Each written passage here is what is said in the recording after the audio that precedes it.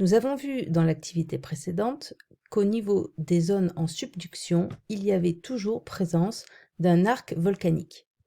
Dans cette activité, on va donc essayer d'expliquer l'origine de cette activité volcanique.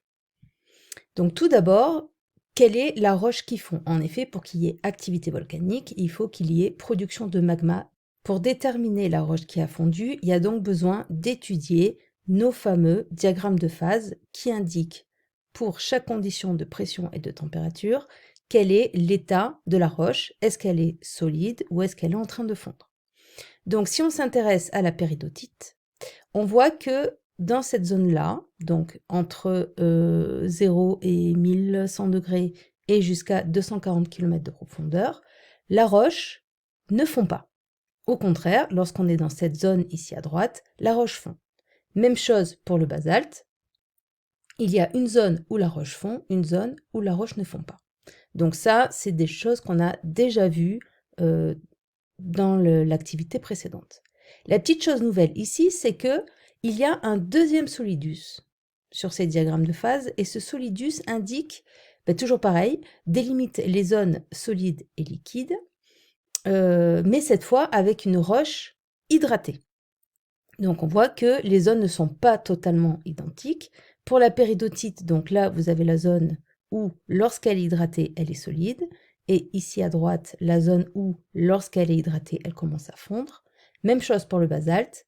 Vous avez ici la zone où elle est complètement solide, et donc de l'autre côté du solidus, la zone où elle est en train de fondre si elle est hydratée. Donc maintenant, quelle est la roche qui a fondu pour créer le volcanisme? Donc il y a deux hypothèses, deux possibilités. Soit c'est la plaque lithosphérique qui plonge qui fond, soit c'est la plaque au-dessus qui fond. Donc on va d'abord étudier si c'est la plaque plongeante qui fond. Donc la plaque plongeante, on vous indique ici les conditions de pression et de température de la croûte, et donc ici les conditions de pression et de température qu'il y a dans le manteau. Si on replace ces roches dans les diagrammes de phase, donc pour le basalte, on voit que le point est ici, et on se rend très vite compte que la roche soit sèche ou hydratée, à chaque fois on est dans la zone solide, donc ce n'est pas cette partie qui fond. Maintenant, si on regarde pour les 3 points en dessous, et que pareil, on les replace sur le diagramme, donc ils se localisent ici, et là aussi, on se rend compte que la péridotite soit sèche ou que la péridotite soit hydratée, à chaque fois, on est dans la zone solide. Donc, ce n'est pas la plaque plongeante qui fond. On va donc maintenant vérifier si c'est la plaque chevauchante qui fond. Donc, plaçons de nouveau les 3 points sur le graphique, ils se trouvent là. Alors là, on voit qu'ils sont dans une situation particulière. En effet, si on regarde le solidus de la péridotite sèche, on voit que ces 3 points sont dans la zone solide. Par contre, si on regarde le solidus de la péridotite hydratée, et bien cette fois, on voit que les points BC se trouvent dans la zone où ça commence à fondre si la péridotite est hydratée. Donc, c'est ça qu'il fallait conclure, c'est que la roche qui va fondre et qui va donc être à l'origine de l'activité volcanique ici à l'aplomb de la zone de subduction, en fait, l'origine de cette roche, c'est la fonte du manteau qui est là. Par contre, pour qu'il puisse fondre, il faut qu'il soit hydraté. On va donc voir maintenant comment est-ce qu'on peut hydrater de la péridotite. Et on va voir que l'origine de cette fonte est une hydratation par métamorphisme. Je rappelle qu'une réaction métamorphique est une transformation des minéraux contenus dans une roche à l'état solide. En effet, chaque roche contient des minéraux et ces minéraux ne sont stables que dans certaines conditions de pression et de température. Par exemple, le plagioclase a une grande zone où il est stable, puisqu'on voit que, ici, on le retrouve dans toute cette zone-là. Donc en fait, peu importe la température, tant que la pression n'est pas trop importante, il y a du plagioclase. Par contre, on voit que ici, quand il y a écrit plagioclase résiduel, ça veut dire qu'en fait, il reste un petit peu du plagioclase, mais que la majorité a été donc dégradée. Donc, chaque zone est caractérisée par des minéraux et à chaque fois qu'une roche se déplace, parce qu'elle s'enfonce, parce qu'elle se réchauffe, parce que, voilà, pour une raison X ou Y, en fait, à chaque fois qu'on traverse ces lignes, on est d'accord qu'ils sont des lignes imaginaires, hein, mais des limites entre les domaines, il y a une réaction chimique qui se passe. Donc, par exemple, ici, dès que vous passez cette limite, le plagioclase et le pyroxène vont s'associer avec l'eau pour former un nouveau minéral qui est la horblinde. Si la roche continue de se refroidir, nouvelle réaction qui se passe, c'est celle-là. La horblinde et le plagioclase vont réagir avec l'eau et former, entre autres, de la chlorite et de l'actinote. Et donc, ainsi de suite, à chaque fois que la roche se déplace, et que donc ces conditions de température et de pression changent, il y a des réactions qui se passent au sein de la roche. Donc, si on fait un parallèle entre les minéraux présents et les roches présentes, donc au niveau de la dorsale, il y a mis en place des gabbros. Donc, gabbro, plagioclase, pyroxène, donc le gabbro se forme dans cette zone-là, dans ce domaine-là de pression et de température. À mesure que le gabbro s'éloigne de la dorsale, on l'a vu dans l'activité précédente, il se transforme, il est métamorphisé, il devient donc métagabbro, et il y a formation de certains minéraux, chlorite, actinote, horblinde, donc que l'on retrouve ici. Donc c'est un métagabbro que l'on appelle eau faciès et schiste vert, puisque cette zone-là, ce domaine-là, est appelé schiste vert. Ensuite, la plaque va donc commencer à s'enfoncer. Il va donc y avoir une augmentation de la pression. On va donc au niveau du graphique aller vers le bas et donc apparition de nouveaux minéraux. D'abord le glaucophane et ensuite grenat et jadéite. Nous allons maintenant étudier les caractéristiques de ces nouveaux minéraux formés, c'est-à-dire le glaucophane, le grenat et la jadéite.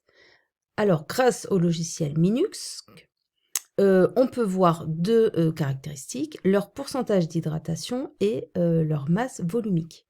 Donc, qu'est-ce qu'on observe? On voit que le glaucophane est un petit peu hydraté, mais moins que la chlorite, qui, je vous rappelle, était autour de 20%, alors que jadéite et grenat ne sont pas du tout hydratés. Si on met cette information ici avec ce schéma, donc ça veut dire que au fur et à mesure que la plaque s'enfonce, du coup, elle va perdre de l'eau. Et cette eau va pouvoir aller ici, à cet endroit-là, et ici, c'est le manteau, et c'est donc la péridotite.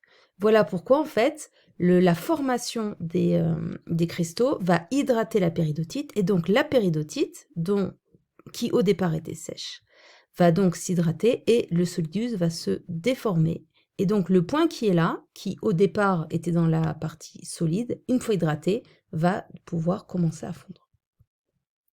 Donc si on résume tout ça, juste après sa formation au niveau des dorsales, il va y avoir métamorphisme et hydratation de la plaque. Donc formation de minéraux hydratés. Lorsque la plaque va s'enfoncer, elle contient au départ toujours un petit peu d'eau, mais moins qu'au départ, pour à la fin ne plus du tout en contenir. Donc l'eau ne disparaît pas et va passer ici au niveau du manteau, qui va donc pouvoir commencer à fondre, et c'est ça qui sera à l'origine de la formation de magma et donc à l'apparition du volcanisme.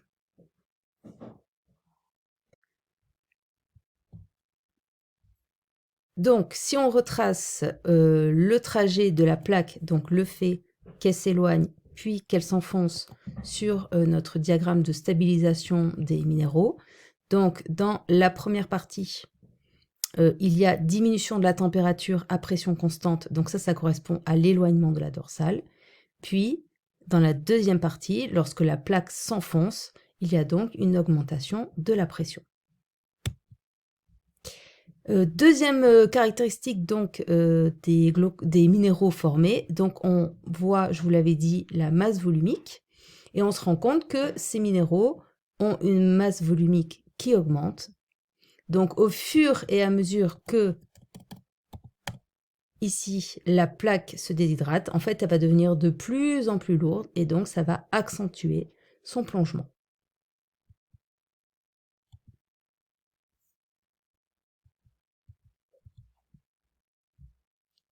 Dernière partie, est-ce que ce volcanisme au niveau des zones de subduction est le même que le volcanisme qu'il y a au niveau des dorsales? Donc vous le savez, il existe deux types d'éruptions volcaniques, les éruptions explosives, les éruptions effusives, et la différence principale entre les deux se caractérise au niveau de leur lave. Les éruptions explosives ont une lave visqueuse, les éruptions effusives ont une lave fluide. Vous avez ici, dans ce graphique, des informations donc, qui vous indiquent, selon la fluidité de la lave, quelle est leur composition et le nom de la roche qui est fabriquée après solidification. On voit que les laves visqueuses aboutiront à la formation de granit et de rhyolite, alors que les laves fluides aboutiront à la formation de basalte et de gabbro. Si on regarde les roches que l'on trouve dans les zones de dorsales et dans les zones de subduction, eh bien on voit que basalte et gabbro se trouvent au niveau des dorsales, alors que granit et rhyolite se trouvent au niveau des zones de subduction. On voit donc que le type de magmatisme entre les deux zones est différent. Il y aura des éruptions explosives au niveau des zones de subduction et des éruptions effusives au niveau des zones de dorsales. Deuxième chose, pourquoi il y a donc cette différence de régime magmatique entre les deux zones?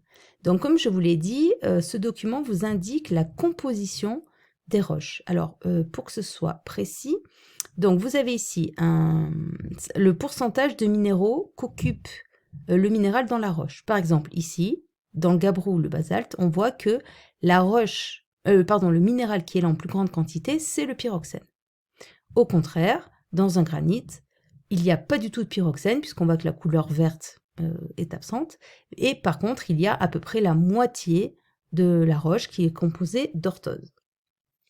Alors, vous avez ici un petit indice qui vous dit que c'est la teneur en silice qui va influencer la viscosité du magma. Donc, si on regarde la composition de l'orthose et du quartz, qui sont donc les deux minéraux principaux des roches que l'on trouve en zone de subduction, on voit que ces deux minéraux ont un pourcentage de silice dans leur composition très importante, bien supérieure à 65%. Au contraire, si on regarde la composition du pyroxène, donc qui est lui le minéral majoritaire que l'on trouve dans les zones de dorsale, on voit que la quantité de silice est moins importante. Voilà pourquoi le régime des éruptions est explosif au niveau des zones en subduction et effusif au niveau des zones de dorsale, puisque les minéraux qui composent les laves sont moins riches en silice. Dernière question, il fallait prouver que c'était bien un magma hydraté qui était à l'origine du volcanisme au niveau des zones de subduction, puisque nous, on a dit que la roche ne fondait qu'à la condition que la péridotite était hydratée. Donc, on va vérifier ça. On voit que biotite et muscovite, qui sont deux minéraux composant granit-rhyolite, mais des minéraux très peu présents, vous voyez, au niveau des basaltes des gabbros, sont deux minéraux qui contiennent de l'eau,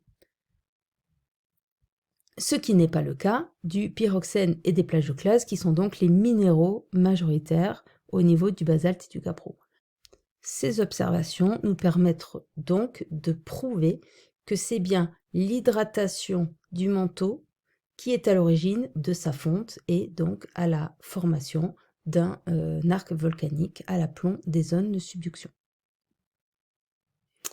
On peut donc compléter dans notre grand tableau ici la partie donc sur les marqueurs pétrologiques des zones en convergence, puisqu'on vient de voir qu'ils sont essentiellement composés de rhyolite, granit, et donc granit pour les zones de collision.